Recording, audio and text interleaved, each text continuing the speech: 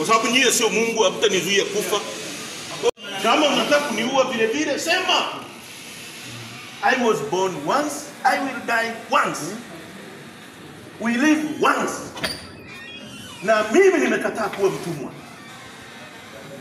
I know there is consequence. Your choice inazofanya. So don't intimidate me. Mimi nimekuwa mbunge, mimi sio kibaka. Nimekuja hapa, mimi nimezaliwa hapa. Ningetaka kupita huku msingeniona. Nimekuja kwa sababu mimi ni mtu wa utaratibu, naenda kuzika na tumetaarifu dunia kwamba mimi naenda kuzika. Mnanizuia, mnachukua passport yangu, unawaambia wanipige. Wanipige nini? Nimekosa nini? Kwa lipi? Kwa lipi? Sema mnachotaka. Fanya kosa. Stop intimidating me. Sijafanya kosa. Tumeanzisha vyama vingi, lazima mvumilie tupingane. Kama vyama vingi ni makosa, futeni wote tuwe CCM. Lakini kuonea watu, no. Mimi ni kiongozi, hamwezi kunitreat kama kichaa. Unachukua passport yangu, una maelezo. Tell me kwa nini unachukua passport yangu? Mwandikie kwa sababu niambie, why are you taking my passport? Mwandikie kwamba bana utakisha. Tell me. No. Kwa nini unachukua passport yangu? Kama unataka kuniua vile vile sema. I was born once, I will die once.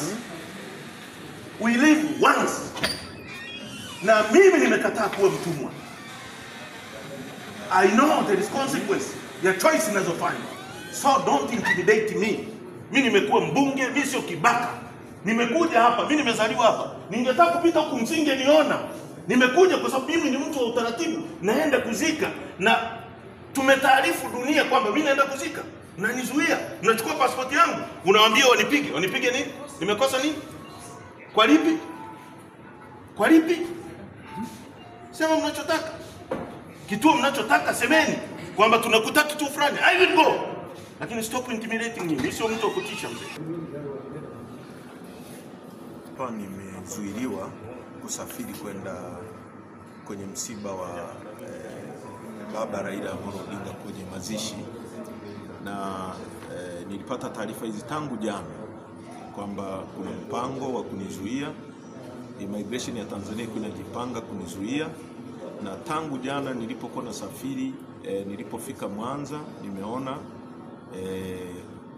kulikuwa na ukaguzi ambao sio wa kawaida. Hata nilipofika Magu leo asubuhi, gari yangu imekaguliwa yote, na yule aliyekuwa ananikagua akatoa signal kuambia wenzake kwamba huyu mtu amepita. Na baadaye nilianza kufuatwa na gari nyuma, Land Cruiser ambayo ni dark blue, ambayo tumeachana makutano, yenyewe ikaelekea njia ya Msoma, mimi nikaja hivi.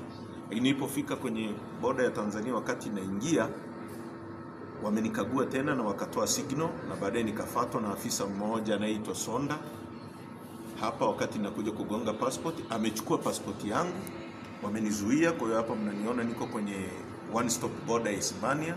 Wamezuia mimi kusafiri bila sababu, kwa sababu hoja yake ni kwamba anasema mimi nina kesi Tanzania, kwa hiyo siruhusiwi kusafiri. Nimemwambia mimi nimetunga sheria, nimekuwa mbunge. Ni sheria gani inayosema mtu akiwa na kesi haruhusiwi kusafiri? Kwa sababu mimi natakiwa kwenda tu siku ya kesi mahakamani. Nikimisi siku ya kesi ndio kuna shida. Nikamuuliza kama ana namba ya kesi, hana. Nikamuuliza kama ana barua yoyote kutoka mahakamani ya kunizuia, hana. Nikamuuliza nani aliyemwambia, hana. Amechukua pasipoti yangu, ameondoka nayo, na wamesema siruhusiwi kusafiri.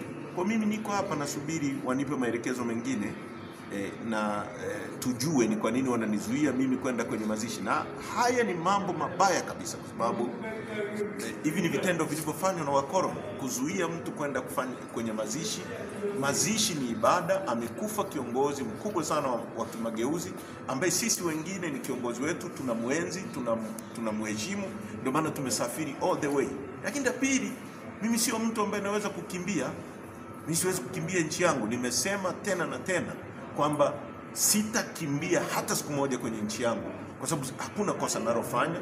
Kufanya siasa za upinzani sio kosa, kupinga serikali sio kosa, kumpinga Rais Samia kwa hoja sio kosa.